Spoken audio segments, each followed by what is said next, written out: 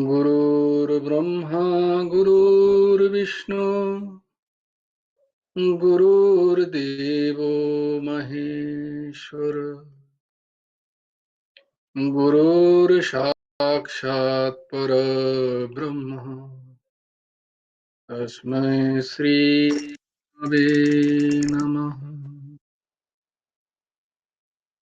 कृष्णाय वासुदेवाय हरये परमात्मने प्रणतक्लेशनाशाय गोविन्दाय नमो नमः। कृष्णाय वासुदेवाय देवकी नन्दनाय च नन्दगोपकुमाराय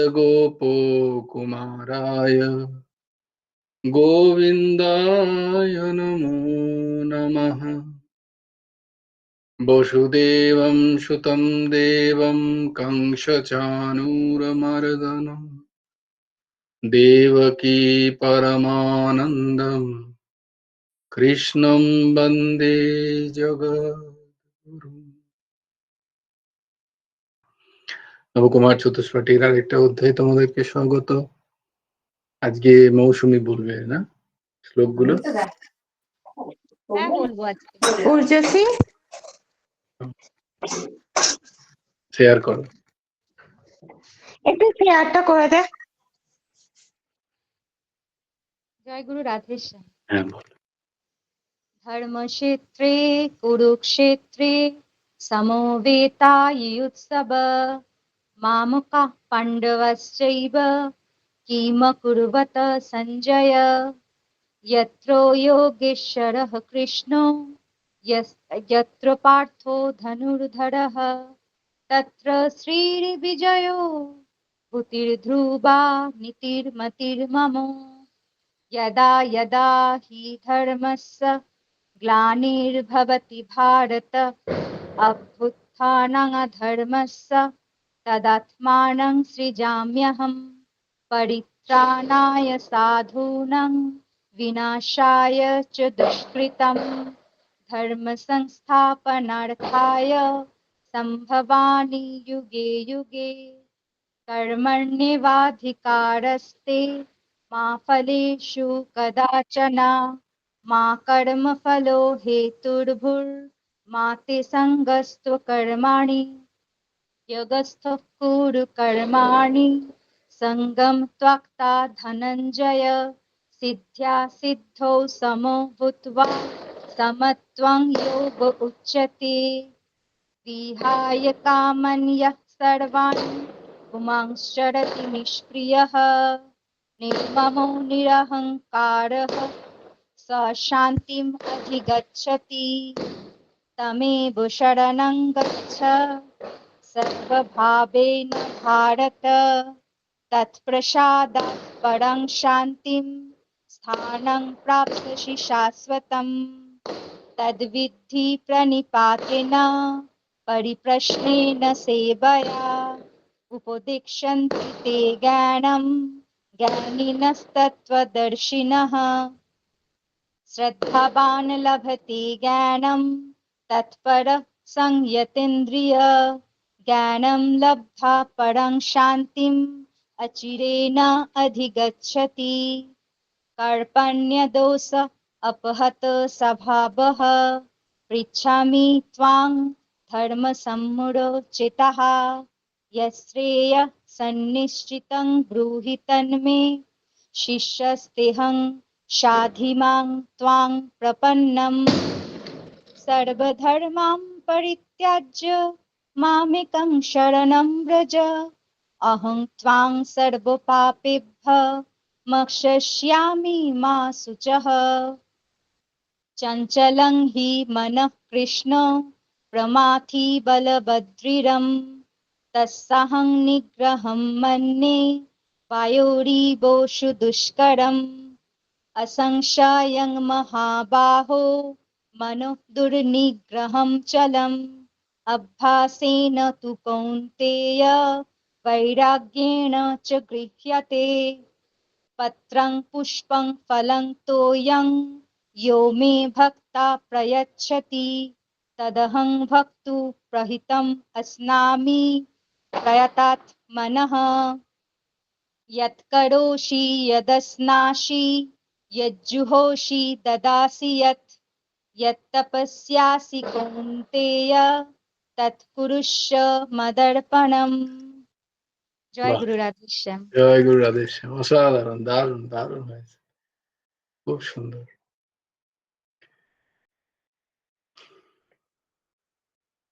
তাহলে আমাদের এই পরম পবিত্র কার্তিক মাস, দামবন্ধন লীলার মাস, দামোদর মাস, এবং সর্বোপরি সচ্চিদানন্দ সদ্গুরু পরমহংস ঠাকুর শ্রী শ্রী হেমন্ত দেবজিওর আবির্ভাব মাস। সেই মাসে আমরা ভাগবত পাঠ করার, ভাগবত শ্রবণ পাঠ অতি অতি পুণ্য ফল। তার সাথে আমরা এটাও শ্রবণ করলাম যে গীতা পাঠ করারও খুব পুণ্য ফল। তো তাই জন্য আমরা দুটোকেই সঙ্গে নিয়ে গুরুদেবের রচিত গুরুমুখী গীতা উপদেশ গ্রন্থ থেকে আর তারই রচিত কথাসার ভাগবতী কথা থেকে আমাদের সৎসঙ্গ হচ্ছে।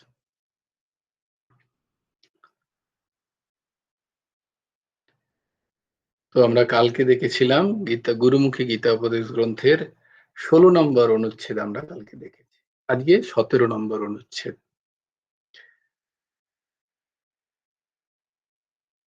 তো গীতার দ্বিতীয় অধ্যায় সাংখ্যযোগের 47 নম্বর শ্লোকটা খুব প্রচলিত শ্লোক।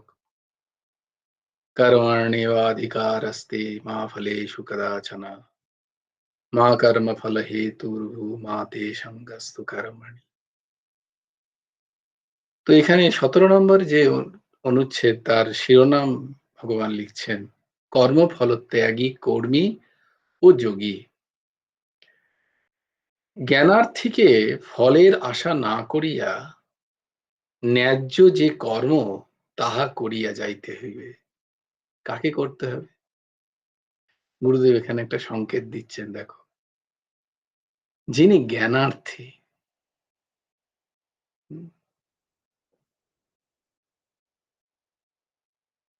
যার জ্ঞান চাই, জ্ঞানের জন্য যে লালায়িত, এখানে জ্ঞান মানে জ্ঞান ভক্তি আদি যাই বল, মূলত বস্তুতঃ সবই এক। যেহেতু এটা একটি জ্ঞান শাস্ত্র, প্রস্থানত্রয়, তাই জ্ঞানের কথা বলা হচ্ছে।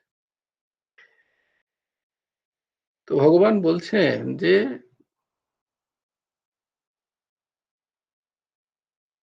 যেটি ন্যায্য সেটি করে যেতে হবে, তবেই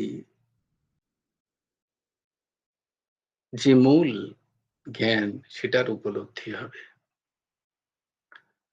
জীবের কর্মেই অধিকার, কর্মফলে অধিকার তার নেই।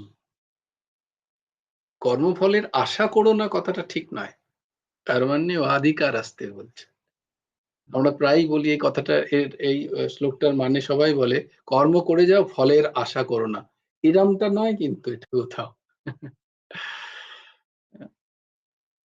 এটা ঠিক নয় বলে, তাহলে সবাই তাই জন্য তর্ক করে, বাহ আমি কর্ম করবো, আমার কোনো আশা থাকবে না।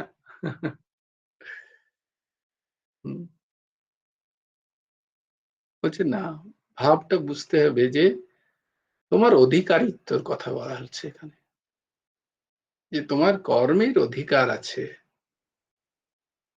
কর্মফল যেটা পাবে সেটা তো তোমার কোনো অধিকার নেই, সেটাকে অধিকারত্ব মানে সেটার প্রতি নিজের কর্তৃত্ব চাপিও না, সে যাই পাও না কেন, এটা তোমার মনের অনুকূলে হোক বা প্রতিকূলে, তোমার আশানুরূপ হোক বা না হোক, তুমি তার ফল গ্রহণ করো, ভোগ করো, কিন্তু তার প্রতি কর্তৃত্ব চাপিও না নিজের। সেটা কি বলে? অধিকারিত্ব। নিজের অধিকারিত্ব বসিও না যে এই ফলে আমার অধিকার, তার ফলে দুটো জিনিসই হয়, একটা যদি আমি পেয়ে যাই তাহলে কি হয় না, আমার মধ্যে লোভ বাড়ে, আমার মধ্যে অহং বেড়ে যায়। আমি যেটা চেয়েছি সেটা যদি আমার এসে যায় তাহলে আমার লোভ বেড়ে যায়, আরো বেশি বেশি প্রাপ্তির ইচ্ছা জাগে, এটাকে বলে লোভ বাড়ে। তারপরে তাহলে না আসলে লোভ বাড়লেই অহং বাড়ে, আবার করলাম, আবার প্রারব্ধের কারণে পেয়ে গেলাম ফল, আরো অহং বেড়ে গেল, না না আমিই করে নেবো সব। আর যদি না পাই তখন কি হয়, তখন আমার মধ্যে ক্রোধ আসে। কারণ ক্রোধ কখন আসে না, কাম প্রতিহত হলে ক্রোধ আসে। কোনো কামনার বিষয়, যেটা আমি কামনা আশা করছি, যেটা ফলের আশা করছি, আমি সেটা পেলাম না হয়তো, বা তার থেকে ন্যূনাধিক পেলাম, কম পেলাম, তখন আমার মধ্যে ক্রোধ আসে। তাহলে দুটোই খুব হানিকারক, দুটোই জমের দুয়ার বলা হয় এই তিনটেকে, কাম, ক্রোধ আর লোভ। তো তাই জন্য কর্মে অধিকার আনো, কর্মে যা ফল হবে সেটাকে স্বীকার করে নাও, তার প্রতি অধিকারী থাকিও না। গীতায় শ্রী ভগবান তাই জন্য এই শ্লোকের কথা, এই শ্লোক কি বলছেন, কর্মণ্যেব অধিকার।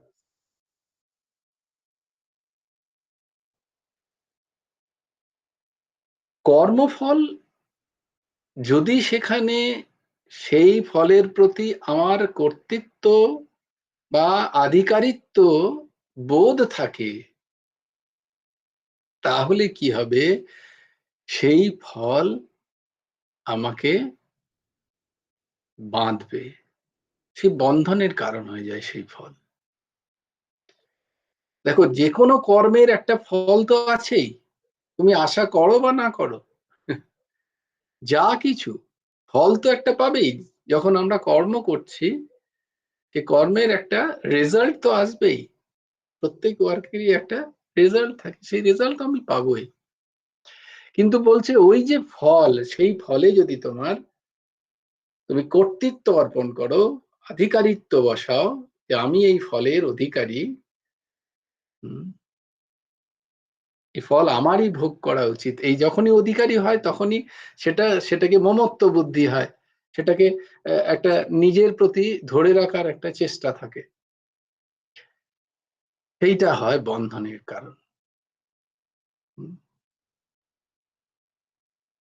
সিদ্ধি ও অসিদ্ধি উভয়ই তুল্য মনে করিয়া কর্ম করিলে তাহাকে যোগ বলা হয়। সিদ্ধি অসিদ্ধি মানে আমি যেটা চেয়েছিলাম সেটা হলো, বা আমি যেটা চাইনি সেটা হলো, বা আমি যেটা চেয়েছিলাম সেটা হলো না, অসিদ্ধি। এই দুটো অবস্থাতেই সম থাকা, মানে একই স্থিতি থাকা মনের, এইটাকেই বলা হয় যোগ, এটাকেই বলা হয় কর্মযোগ।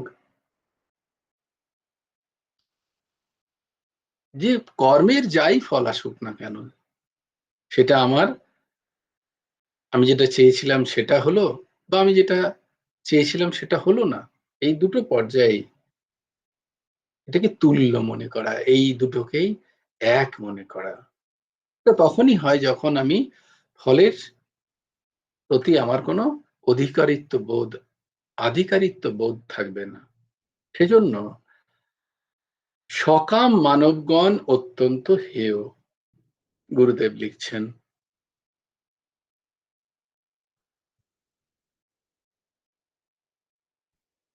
যারা সকাম কর্ম আদি আমরা করি,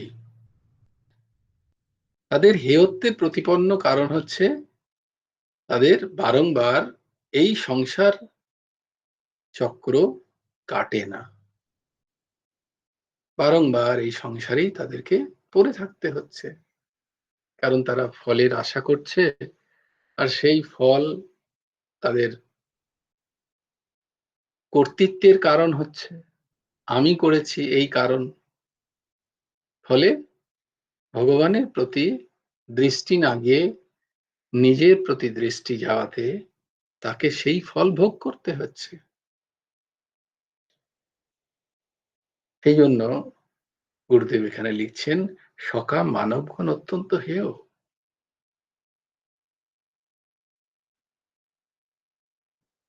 50 নম্বর শ্লোকে ভগবান একটা কথা বলছেন যে, বুদ্ধিযুক্ত ইয়াহা তিহি উভয়ষু কৃত দুষ্কৃতে তস্মাদ্যোগায় যুজ্যস্ব যোগঃ কর্মস্য কৌশলম। কিরকম কর্ম করবে? না, যোগঃ কর্মসু কৌশলম। তো কর্ম আমি কিভাবে করব সেই কৌশলটা শেখা উচিত আমাদের। সেই কৌশলই ভগবান শেখাচ্ছেন যে কর্ম করারও একটা কৌশল থাকা চাই, একটা টেকনিক থাকা চাই, যে কৌশল দ্বারা আমি সেই কর্মের মধ্যে আর ফেঁসে যাব না। কর্ম তো আমি করছি, কর্ম তো আমাকে করতেই হবে। প্রত্যেকে কর্ম করছে, কেউ কর্ম বিনা থাকতে পারে না। এই ধরাতলে এসে সবাইকে কর্ম করতে হয়। ছোট থেকে ছোট একটা পিঁপড়ে, সেও কর্ম করছে। সব থেকে বুদ্ধিমান এক মনুষ্য শরীর, সেও কর্ম করছে। কর্ম প্রত্যেকে করছে। কিন্তু যেহেতু কর্মজনই হচ্ছে, মানে যাদের কর্মের হিসেব হয়, সেটা হচ্ছে মনুষ্যজনী। অন্য জনিতে তাদের ভোগজনী, তাদের কর্মের কোনো হিসেব নেই। তো তাই জন্য মনুষ্য শরীরে এসে যেহেতু এই কর্মের হিসেব আছে, তাই এই কর্মটা কিভাবে করলে এই কর্ম করতে করতেই আমি যাতে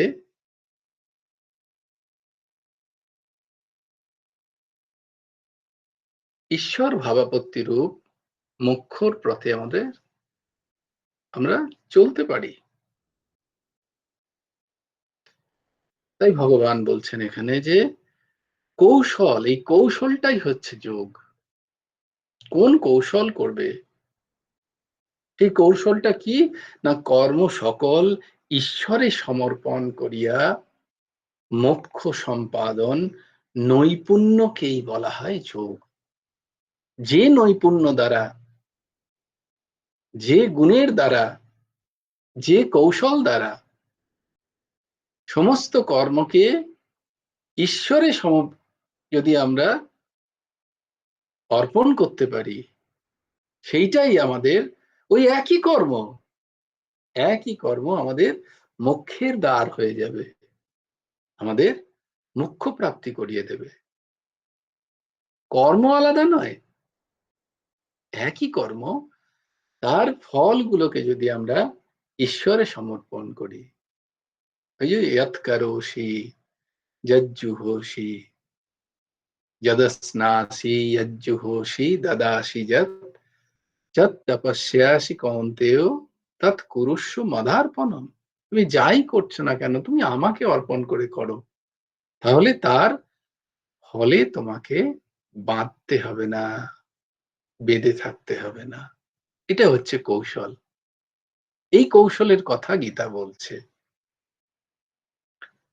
আমাদের এই কৌশলটা শিখে নেওয়া দরকার।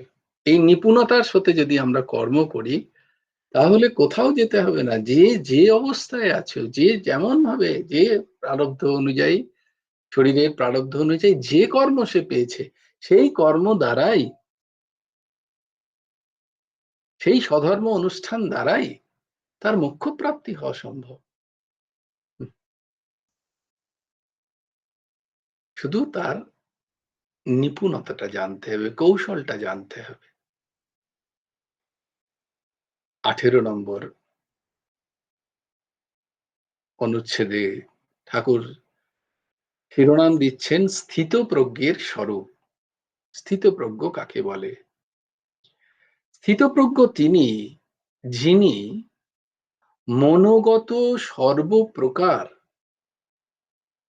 তুচ্ছ বিষয়াভিলাষ, বিষয়ের অভিলাষ ত্যাগ করিতে পারিয়াছেন। এখানে বিষয় ত্যাগের কথা বলছেন না, আবার এখানে কি বলছেন তার আগে একটা সুন্দর কথা, কত সুন্দর এক একটা শব্দের প্রয়োগ ঠাকুর করছেন। এই মনোগত, যেটা কালকে দাস তোমাদের বলছিল যে আমরা মনমুখী হয়ে যাচ্ছি না তো, আমরা স্বেচ্ছাচারী হয়ে যাচ্ছি না তো। তো এই যে যারা স্বেচ্ছাচারী, যাদের মনোগত অভিলাষ, বিষয়ের অভিলাষ কোথায় না মনোগত, প্রয়োজনগত নয়। আমার মনে হচ্ছে আমার এই জিনিসগুলো চাই। একটা হচ্ছে খিদে, খিদে মেটানো, আর একটা হচ্ছে ভালো ভালো খাবার দিয়ে খিদে মেটানো। এটা মনোগত চাহিদা। বিষয়ের অভিলাষ, মনোগত আমার এই সমস্ত বিষয়গুলো চাই। তো আলটিমেট কি হবে? আলটিমেট আমার পেট ভরবে, এইটুকুই। তো পেট তো ওটাও ভরতো। এইটাকেই বলা হয় মনোগত আর তোমার প্রয়োজন কি। তো ভগবান তাই জন্য এখানে এই শব্দের ব্যবহার করছেন যে মনোগত সর্বপ্রকার তুচ্ছ, এগুলোকে তুচ্ছ বলছেন তিনি, এগুলোর কোনো ইম্পর্টেন্স নেই। তুচ্ছ বিষয়ের অভিলাষ, বিষয়ের নিন্দা নেই, কারণ যে বিষয় একজন ঘোর আসক্ত মোহযুক্ত সংসারী ভোগ করছে, সেই একই বিষয় একজন ত্যাগী মহাপুরুষও ভোগ করছেন। যে ভাত খাচ্ছে সে তিনিও তাই খাচ্ছেন, কিন্তু দুজনের মধ্যে পার্থক্য এটাই, এর মধ্যে সেই বিষয়ের অভিলাষ আছে, আমার এরকম এরকম এরকম চাই, তার মধ্যে সেটা নেই। তিনি যা পেলেন যদৃচ্ছা লাভ সন্তুষ্ট, এইটাই পার্থক্য। বিষয় তো তিনিও করছেন, তিনি কি চার দেয়ালের মধ্যে নেই? তিনি কি ঘরের মধ্যে থাকছেন না? তিনিও থাকছেন। তিনি কি বস্ত্র পরছেন না? তিনিও বস্ত্র পরছেন। তিনি কি খাবার দাবার খাচ্ছেন না? খাচ্ছেন। কিন্তু এই সবের মধ্যে তার কোনো ইচ্ছা বা অভিলাষ নেই। যে যিনি এরা মনোগত সর্বপ্রকার তুচ্ছ বিষয় অভিলাষ ত্যাগ করতে পেরেছেন এবং আপনি আপনাতে, এটা একটা বিশাল বড় কথা, পরমানন্দ স্বরূপ আত্মাতে আপনি আপনাতে সন্তুষ্ট থাকতে পারেন। এরকম এক সন্ন্যাসীর হিমালয়ের এক উচ্চতায় তিনি তার আশ্রম। তো যখন বরফ পড়ে, যখন এই সেপ্টেম্বর থেকে প্রায় ফেব্রুয়ারি পর্যন্ত কেউ বেরোতেই পারে না, ওখানে বরফ পড়ে, যার ঘরে যতটুকু, যে আশ্রমে যতটুকু থাকে সেই দিয়েই তাদের খাবার চালাতে হয়, কেউ আসে যায়ও না। চিন্তা করো, চারিদিকে শুধু একা, কিচ্ছু নেই, রাত্রিবেলা ঘুরঘুটে অন্ধকার। বলে এই আশ্রম থেকে একজন ছেলে সীতারাম, তো ওই আশ্রম বহু দূর থেকে আরেকজন বললো সীতা, মানে একসাথে পুরো ট্র্যাঙ্কুইল, মানে একদম প্রশান্তি। বহু দূর থেকেও আওয়াজ দিলে মানে বোঝা যাচ্ছে যে না আছে টিকে আর কি, এরকম আওয়াজ দিলে হর হর মহাদেব, ওইখান থেকে আরেকজন আওয়াজ দিল বহু দূর দূর থেকে, এরকম আর কি। তো এইরকম শোনা যায় রাত্রে। তো সেই মহাপুরুষ এবার যখন যখন গরমের সময় আসে, মানে স্থলদেশ যখন গরম হয়, তখন ওখানে টেম্পারেচার একদম সুন্দর স্বাভাবিক, তখন অনেক পরিবার পরিজন আসে তাদের সাথে, পরিবার মানে তার পরিবার না, মানে যারা তাকে ফলোয়ার বা শিষ্য। সেখানে একজন এরকম সন্ন্যাসীর কাছে একজন এসছেন তার পরিবারকে নিয়ে। তো সেই সন্ন্যাসী তাদের পরিবারের যে ছোট বাচ্চা তার সাথে খেলছেন, খুব আনন্দ করছেন। তো একজন বললেন যে স্বামীজি আপনি দেখুন কত আনন্দ পাচ্ছেন, আমরা এসছি, এই বাচ্চাদের সাথে আপনি খেলছেন, তো আমরা যখন আসতে পারি না তখন আপনার খারাপ লাগে না? আমরা তো আসতে পারি না শীতকালে, তখন তো আপনাকে একা থাকতে হয়, তো আপনি তো এটাকে মিস করেন, এই যে সান্নিধ্যকে, তখন কি খারাপ লাগে আপনার? তো তিনি বলছেন না,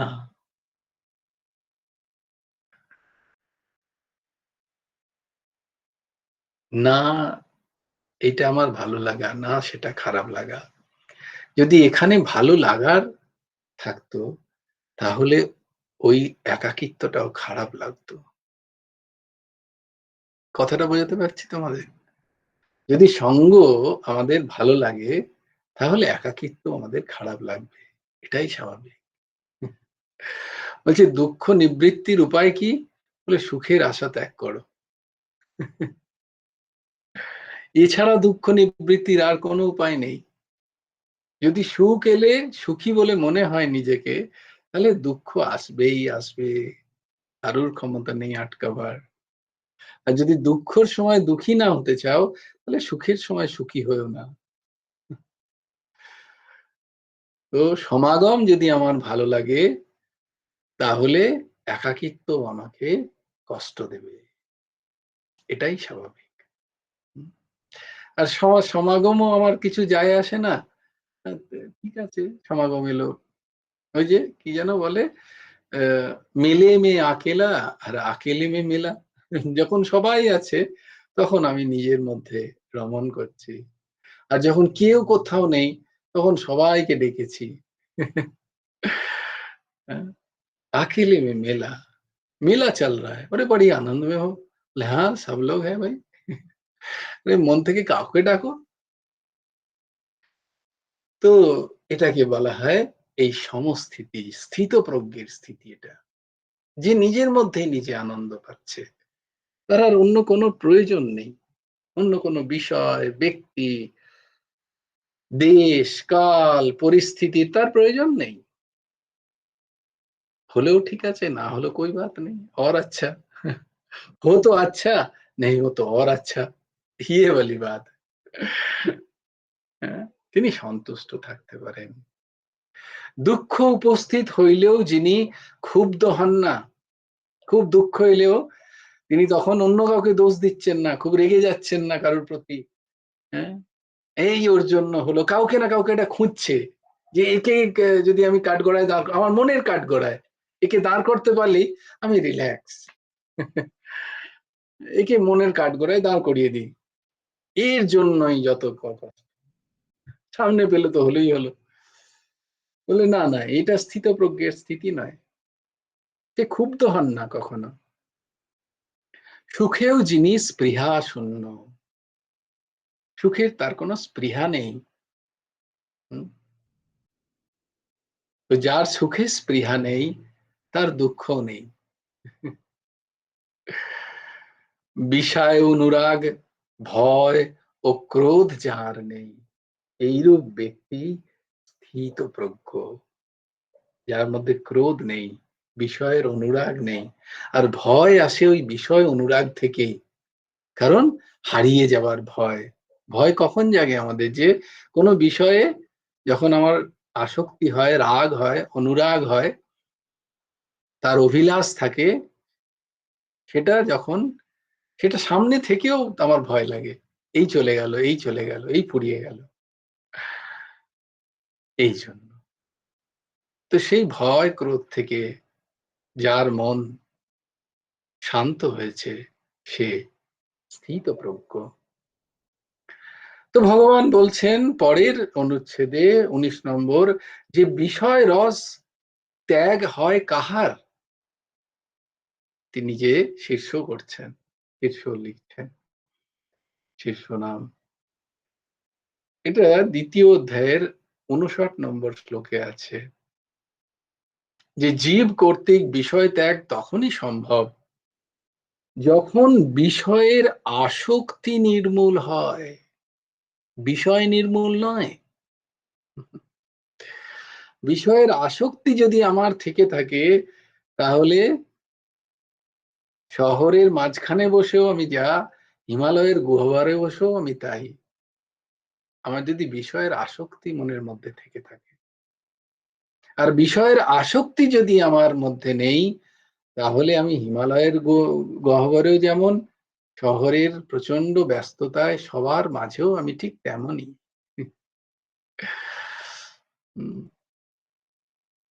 এটা গুরুদেব লিখছেন। স্বামী বিবেকানন্দ এরকম একবার বলেছিলেন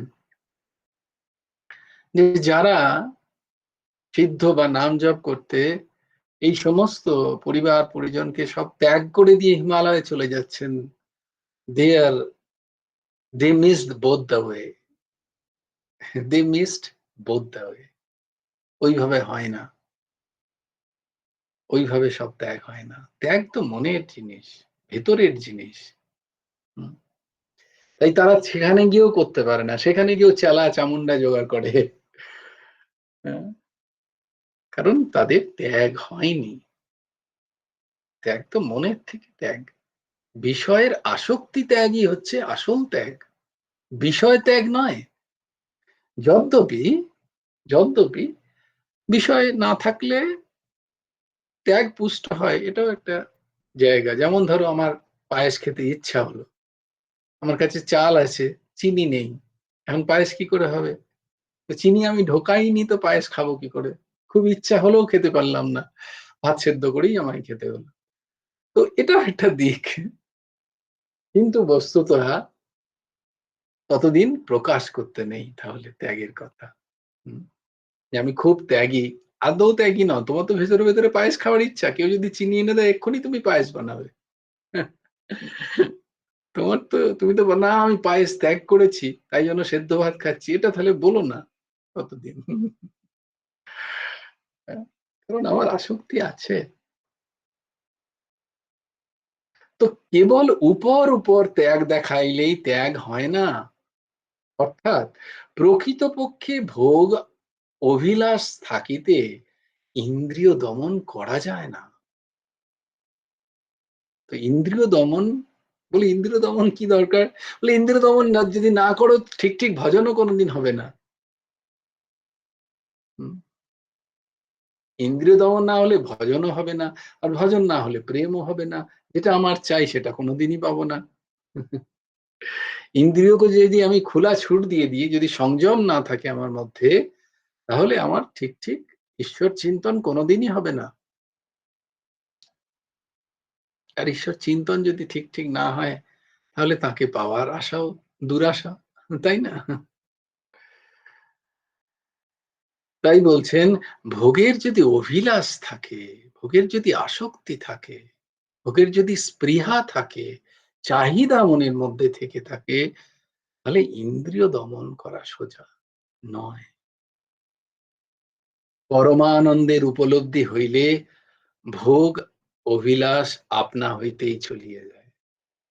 খুব সুন্দর একটা কথা বলছে। এটা হচ্ছে সমীকরণটা এমন যে দুটো একসাথে চলে। বলে একটা হবে তবে আরেকটা হবে, এরকম হয় না কখনো। এই আজকেই এক জায়গায় পড়ছিলাম, আমাদের সদ্গুরু শ্রীল বিজয় কৃষ্ণ গোস্বামী মহাপাদ, তিনি বলছেন, তাকে একজন কেউ প্রশ্ন করছে যে বাবা, নাম জপ করতে করতে মন শান্ত হবে, না মন শান্ত হলে তবে নাম জপ শুরু করব? বলে ধুর বোকা। ওরম, মানে পরের প্রশ্নটার কথা ধরে তিনি বলছে, বলে ওরম কখনো হয় নাকি? মন কি এমনি এমনি শান্ত হয়ে যায় নাকি? নাম জপ করতে করতে করতে করতে মন শান্ত হবে আস্তে আস্তে। তো মন যবে শান্ত হবে তবে গিয়ে নাম করব, তাহলে কোনোদিনই তোমার নাম হবে না। তো পরমানন্দের উপলব্ধি হইলে ভোগ অবিলাস যে পুরোটা চলে যায়, যে তার মানে কি ভোগ অবিলাস যে পুরো যাবে, তবে গিয়ে আহ, আমার ইন্দ্রিয় সংযম হবে, আমার পরমানন্দের উপলব্ধি হবে, এই সব বলে বসে যদি থাকি, তাহলে ভোগ অবিলাসও কোনোদিন যাবে না। তার একটা চেষ্টা তো করতেই হবে, তার জন্য ত্যাগ তো চাই। বাহ্যিক ত্যাগও তার প্রয়োজন। তাই আস্তে আস্তে আস্তে আস্তে যত অভিলাষ কমে, তত পরমানন্দের স্থিতিও বাড়ে, তত ভগবানের নিকটে যায় জীব। বেশ, আমরা চলে যাই কথাসার ভাগবতী কথায়। ওম সচ্চিদানন্দ রূপায় গুরবে বুদ্ধি সাক্ষিণে শ্রীমন্তায় বরিষ্ঠায় নমো ক্লিষ্ট কর্মণে ওম সচ্চিদানন্দ রূপায় কৃষ্ণায় ক্লিষ্টকর্মণে নমো বেদান্ত বেদ্যায় গুরবে বুদ্ধি সাক্ষিণে। জয়তি পরশরশূনো সত্যবতী হৃদয়ানন্দন ব্যাস यस्य कमलगलितं वाङ्मयमृतं जगत् शिवोति यः शानुभवमखिलश्रुतिसारमेकम् अध्यात्मदीपम् अतितितीर्षतं तमोहन्दं संसारिणां करुणायो पुराणगुह्यं तं व्यासो शृणुमुपयामि गुरुं मुनीन्। আজকে আমরা ধ্রুব চরিত শ্রবণ করব। দুদিন আগে আমরা বিবেকী মনে খোরাকেও ধ্রুব চরিত শ্রবণ করেছি, তাই আমাদের সব মনে আছে, তাই না? এইটাই হচ্ছে ভাগবত পাঠের ফল, যে আমাদের মনে পড়ে যাচ্ছে যে আমাদের ধ্রুব চরিত শ্রবণ করেছিলাম। আচ্ছা, তাহলে ধ্রুব চরিতে কে ছিল না? তার পিতার নাম ছিল, কে বলবে? ভেরি গুড, বলো। ভেরি গুড মা, ভেরি গুড, খুব সুন্দর। উত্তানপাদ। কারণ মনু মহারাজের, মনু শতরূপার ৩ কন্যা ২ পুত্র, উত্তানপাদ এবং প্রিয়ব্রত, এই ২ পুত্র।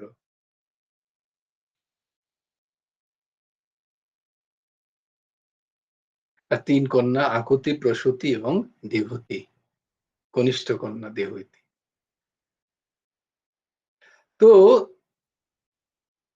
এই যে উত্তানপাদ রাজার ২ রানী, এক সুনীতি, এক সুরুচি। সুনীতির গর্ভে ধ্রুবের জন্ম। কারণ যেখানে সুনীতি সেখানেই ধ্রুব, যা কিছু পাওয়া যায় তা শাশ্বত হয়। যেখানে সুরুচি সেখানে জিনিস তো পাওয়া যায়, কিন্তু তা শাশ্বত হয় না, তা ক্ষয়োন্মুখ হয়। তাই উত্তানপাদ, আমরা সবাই উত্তানপাদ, তাই না? আমরা মাতৃ জঠরে সবাই উত্তানপাদ।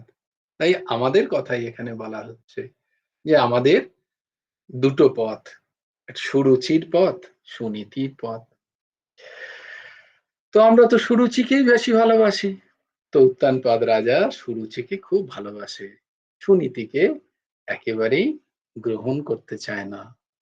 তাই সুনীতিকে দাসী বলতেও, তার রানী তো দূরের কথা, তাকে দাসীও বলতে চায় না। কারণ কর্ণে শ্রবণই করতে চায় না। সুনীতি শুনলেই যেন কেমন ভেতরটা কিরকির কিরকির করে। বলে তার থেকে সুরুচিই ভালো। দূর সব জ্ঞানের কথা তোমাদের, এই সেই এক কথা, জ্ঞানের জ্ঞানের জ্ঞানের, কিছু ভালো লাগে এরকম কিছু বলো না। তো যাকে এখন সুনীতির পুত্র ধ্রুব, সে এখন তার বাবার কোলে চাপবে, মহারাজের কোলে ক্রোড়ে চাপবেন বলে বায়না করছেন। তখন সুরুচি তাকে ডেকে বললেন, বাবা তুমি এই চেষ্টা করতে যেও না। বলে, কেন মা? বলে, তুমি আমার জঠরে জন্মগ্রহণ করনি। তুমি যদি আমার জঠরে থেকে জন্মগ্রহণ করতে, তাহলে তুমি রাজার ক্রোড়ে স্থান পেতে। ওখানে উত্তানের স্থান, উত্তমের স্থান, ওটা তোমার স্থান নয়।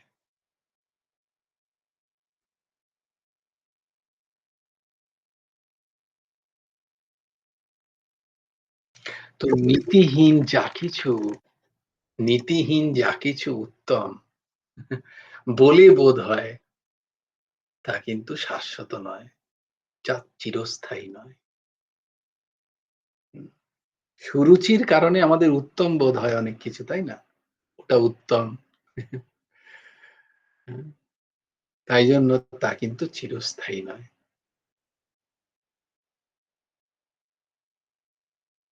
তো তোমার মাকে তো দাসী বলেই মনে করে না মহারাজ। তো তুমি এক কাজ করো, তুমি ভগবানের উপাসনা করো, শ্রী হরির উপাসনা করে আমার জঠরে এসে জন্ম নাও। জন্ম নিলে তুমি রাজার ক্রোড়ে আহরণ করতে পারবে, তুমি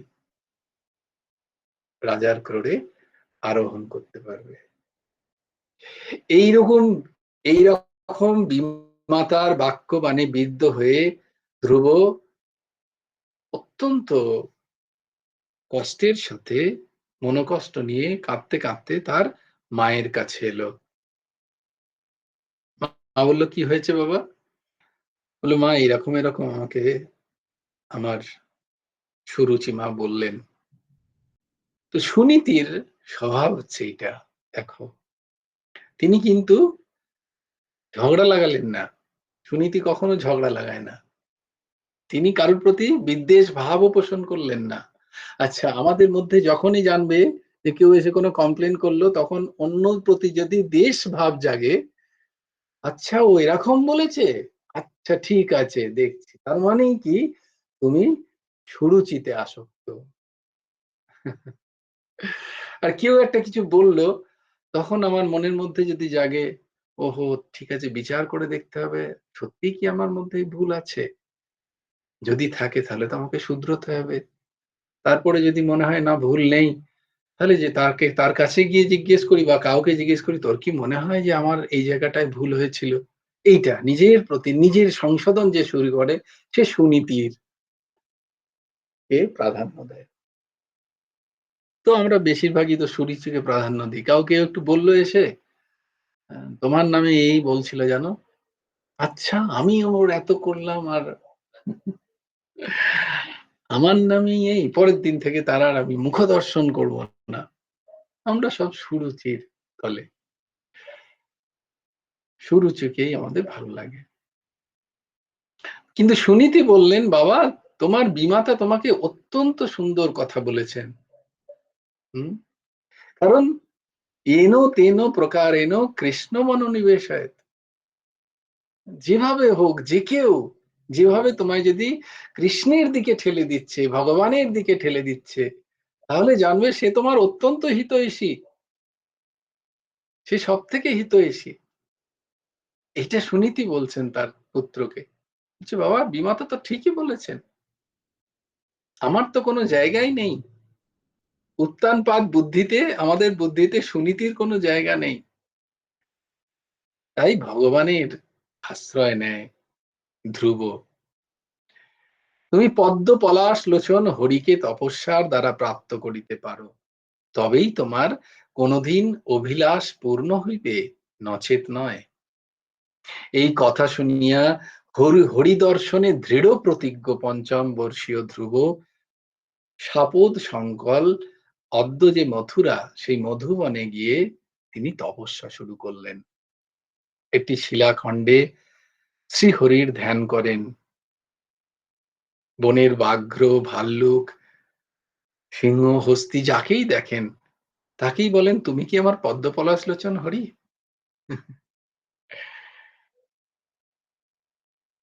তাকে জড়িয়ে ধরেন। ধ্রুব দিনের পর দিন এরকম তপস্যা চালায়। যমুনার জলে স্নান, ওই জলই একটু পান, আর একটি শিলাখণ্ড, এখনো সেই শিলাখণ্ড আছে মথুরায়, ধ্রুবটিলা।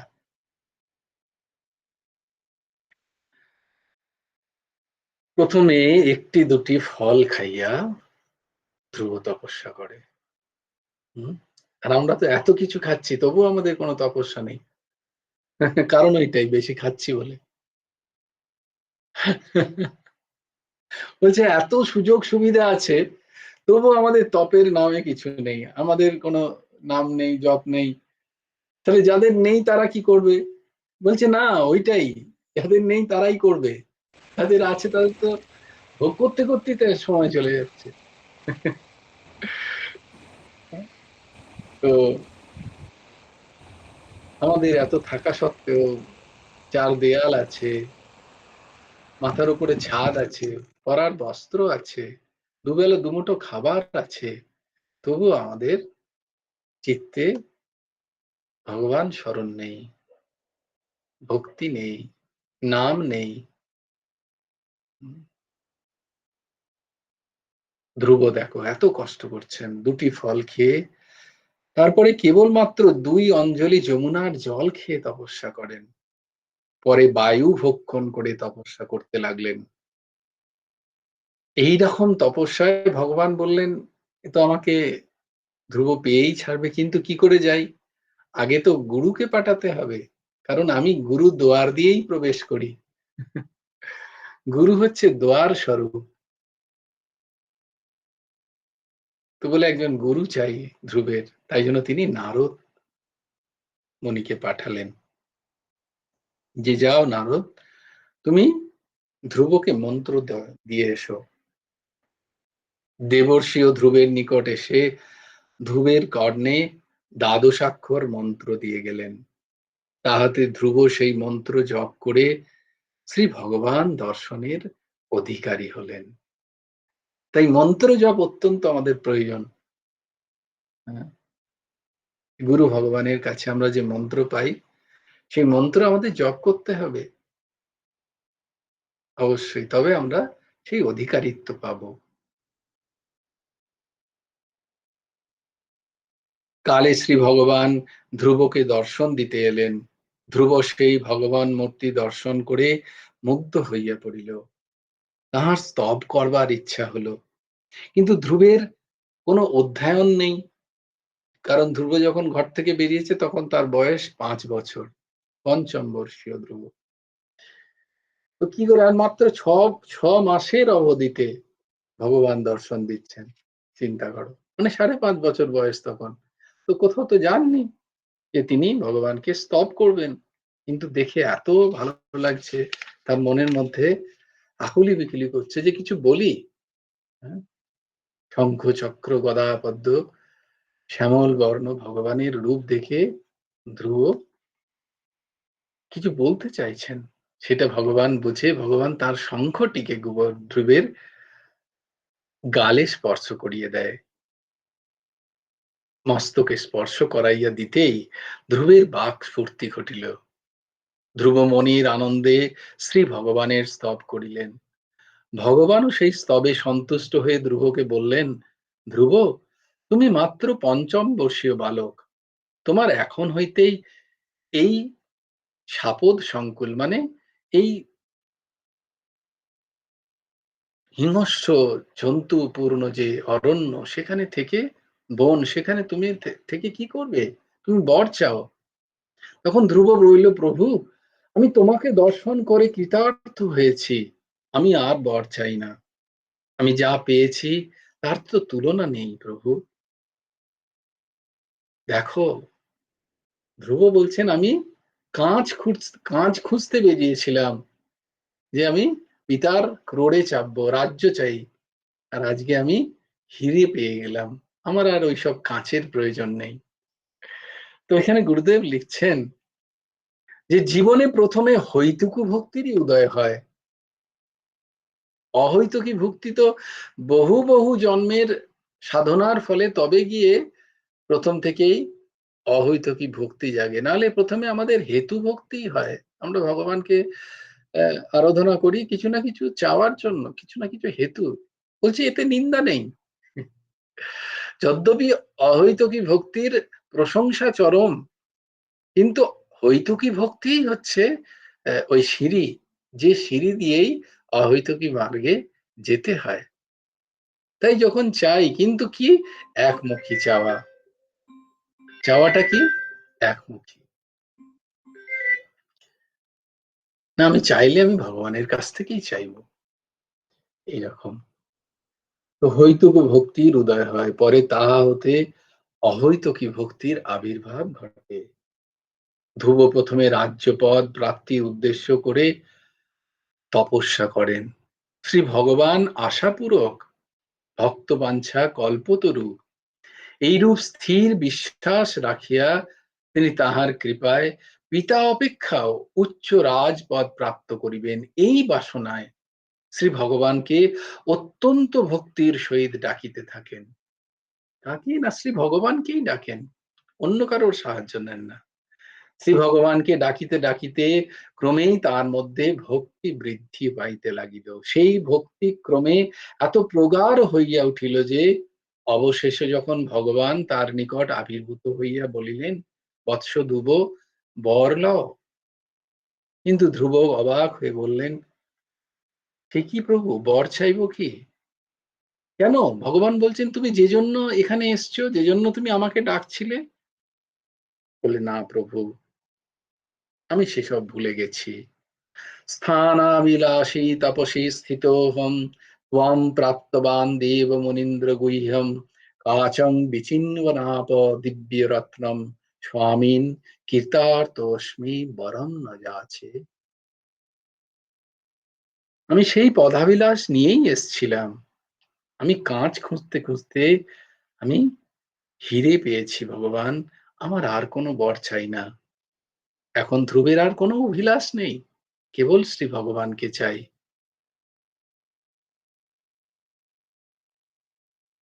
সেই অহৈতুকী ভক্তি এখন সহস্রধারে সমগ্র হৃদয় প্লাবিত করল। স্বামীন কৃতার্থস্মি বরং ন যাচে। রাজা উত্তানপাদের মতো রজগুণ তমগুণ লইয়া কারবার যাদের, তাদের তো সুনীতি লইয়াই তাদের সুনীতি লইয়া কোনো কারবার নেই, তাদের সুরুচি লইয়াই কারবার।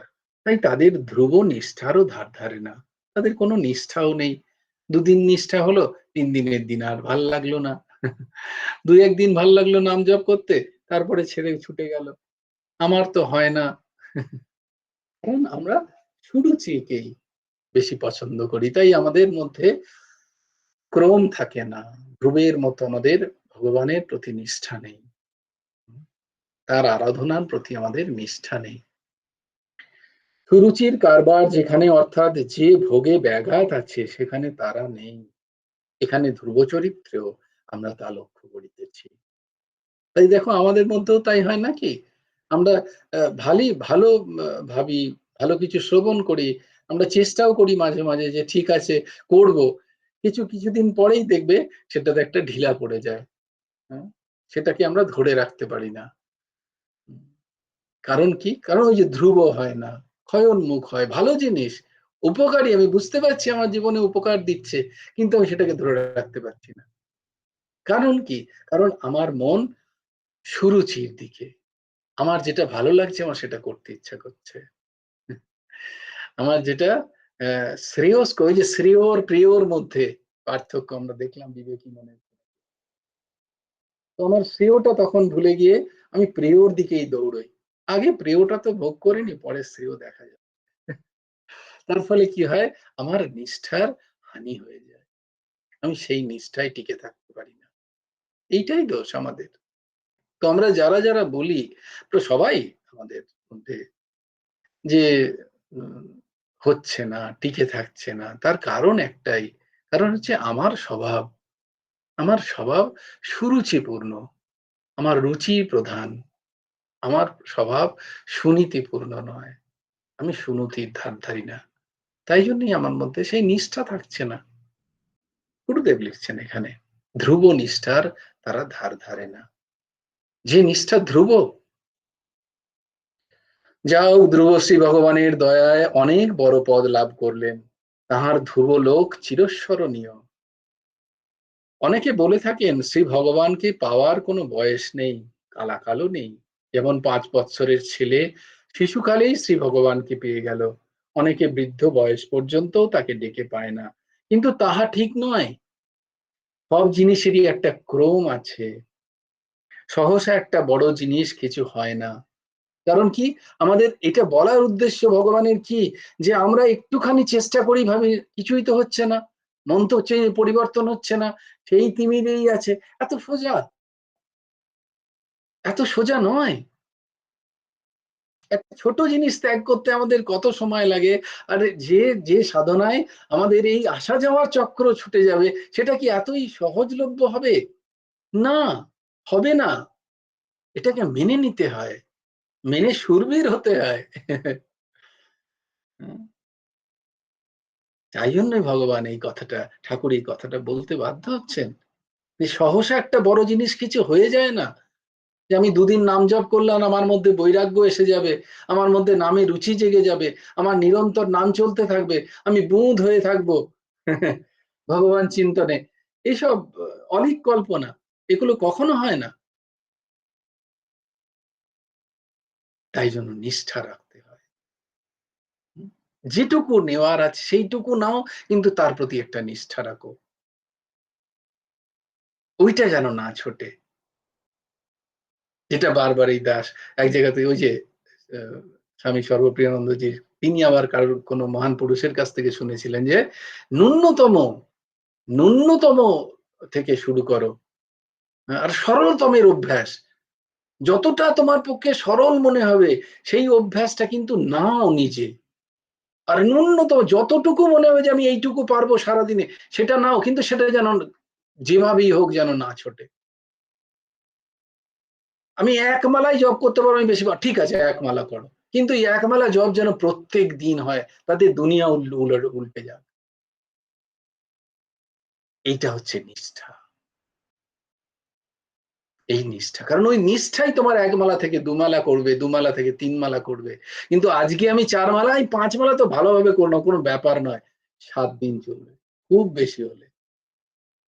তারপরে দেখবে মালার নামগন্ধও ভুলে গেছি। এটা হয় ওটা ওই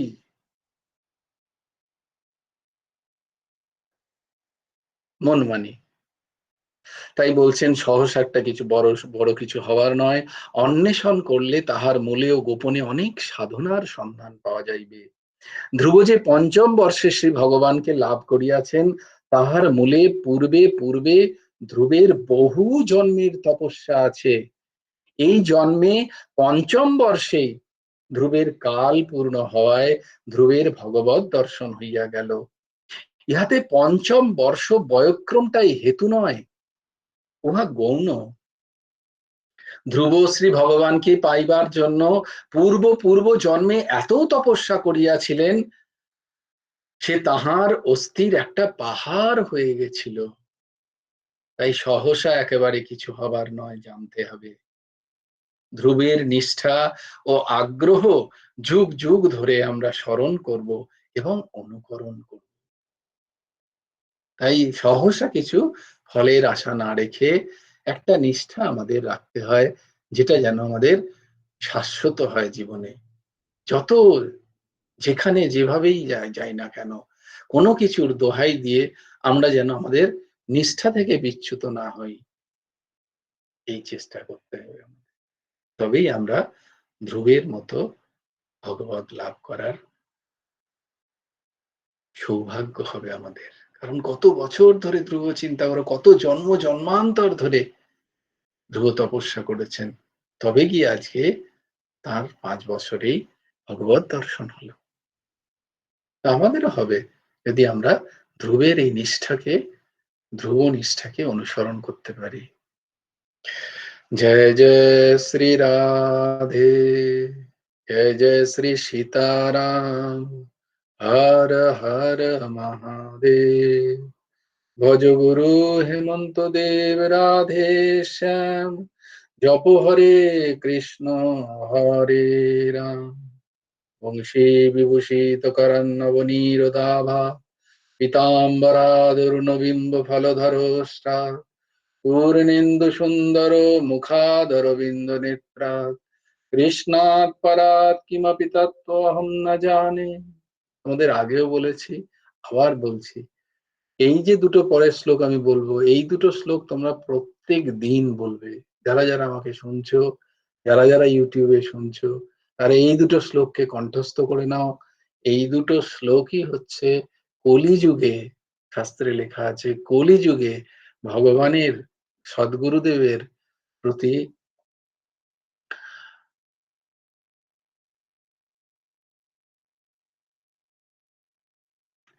ভগবানের প্রতি, সদ্গুরুদেবের প্রতি স্তুতি এবং প্রণাম মন্ত্র, এই দুটি শ্লোকের কথা বলা আছে। তাই দেখো, ঠাকুরও আমাদের এই দুটো শ্লোককে তিনি লিখেছেন। এত শ্লোকের মাঝে তিনি এই দুটো শ্লোককে কিন্তু ভাগবতের অন্তিমে লিখেছেন। তাই জন্য তোমরা এই দুটো শ্লোককে কণ্ঠস্থ করে নাও। এই দুটো শ্লোক, আচ্ছা আমি দিয়ে দেবো এটাকে ইয়ে করে, ক্রপ করে।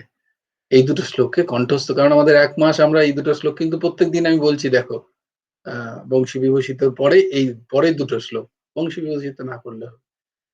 এই যে ধেয়ম সদা পরিভবগ্নমভীষ্ট দোহম तीर्थास्पदं शिवविरिञ्चिनुतं शरण्यं वृत्त्यर्थाहं प्रणतपालो भवाब्धिपोतं वन्दे महापुरुषते चरणारविन्दम् त्वक्ताश्वदुत्वज सुरेप्सितराज्यलक्ष्मीं धर्मिष्ठार्यवचसा जदगादरन्नम् मायामृगं दयितयप्सितमन्वधावत् वन्दे महापुरुषते চরণারবিন্দম। এই বন্দে মহাপুরুষতে চরণারবিন্দম যখনই বলছো তখন যুগল কিশোরের চরণ স্মরণ করো, গুরুদেবের চরণ স্মরণ করো। এই স্মরণের মাধ্যমে এই দুটো শ্লোক অবশ্যই তোমরা কণ্ঠস্থ করে নিও, ঠিক আছে? এবং প্রত্যেক দিন এটা বলার চেষ্টা করো। यस्य प्रसादाद् भगवत् प्रसादो यस्य प्रसादाद् न गति कुतोऽपि ध्येयं स्तवं तस्य यशः त्रिसन्धं वन्दे गुरो श्रीचरणारविन्दं। नमो ब्रह्मण्य देवाय गुरो ब्रह्मण्य हिताय च जगद्धिताय कृष्णाय गोविन्दाय नमो नमः। कृष्णाय वासुदेवाय हरये परमात्मने प्रणतक्लेशनाशाय गोविन्दाय नमो नमः। भज गुरु हेमंत देव राधे श्याम जप हरे कृष्ण हरे राम। जय गुरु राधे श्याम राधे श्याम राधे श्याम श्याम श्याम राधे राधे राधे कृष्ण कृष्ण कृष्ण राधे राधे। जय गुरु राधे श्याम। श्री गुरार्पणमस्तु। श्री हेमंत देवार्पणमस्तु। জয় গুরু রাধেশ। সবাই ভালো থেকো, সুস্থ থেকো, সুন্দর থেকো।